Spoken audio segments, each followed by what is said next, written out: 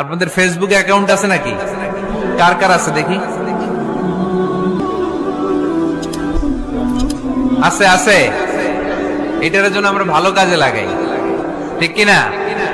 আপনি চাইলেই এমন ভাবে ফেসবুক ফ্রেন্ড লিস্ট করতে পারেন যারা ভালো ভালো জিনিস শেয়ার করে, যারা মোটিভেশনাল জিনিস শেয়ার করে, ইসলামের পক্ষে কথা বলে। আপনার এক একটা শেয়ারে অনেকের জীবন বেঁচে যেতে পারে, ঠিক কিনা? একজন মুমূর্ষ রোগীকে বাঁচাতে রক্তের প্রয়োজন, রক্তের গ্রুপ এ পজিটিভ। যারা রক্ত দান করতে আগ্রহী তারা এই নাম্বারে যোগাযোগ করুন। ফেসবুকে মাঝে মাঝে এরকম নিউজ আসে না নাই?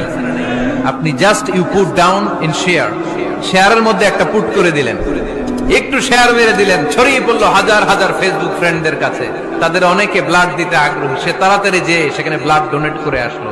আপনার একটা শেয়ারের কারণে বেঁচে গেল অনেকগুলো প্রাণ। চিল্লা এখন ঠিক কিনা? রক্তদানের মতো শ্রেষ্ঠ ইবাদত হতে পারে? আমরা মনে করি শুধু জিকিরি ইবাদত, আমরা মনে করি শুধু নামাজি ইবাদত। রক্তদান, এক ব্যাগ রক্ত থেকে অনেক মানুষকে বাঁচানো যায়। এর মধ্যে আছে হিমোগ্লোবিন, এর মধ্যে আছে প্লাটিলেট, আছে প্লাজমা।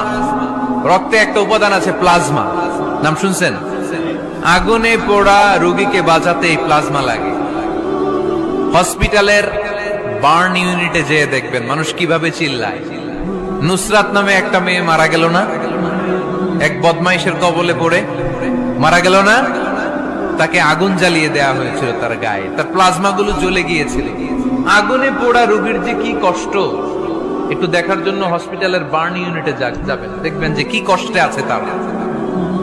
এই প্লাজমা গুলোকে অনেক সেন্টিগ্রেড তাপমাত্রা নামিয়ে ঠান্ডা করে দেহে পুশ করা হয়। আপনার এক ব্যাগ রক্ত থেকে প্লাজমা আলাদা করা হবে, প্লেটলেটস আলাদা করা হবে, হিমোগ্লোবিন আলাদা করা হবে, শ্বেতকণিকা, লোহিত কণিকা আলাদা করে অনেকগুলো মানুষ বেঁচে যাবে। এজন্য ফেসবুক থাকাটা দোষের কিছু না, তবে ভালো কাজে আমরা ব্যবহার করব, ঠিক কিনা?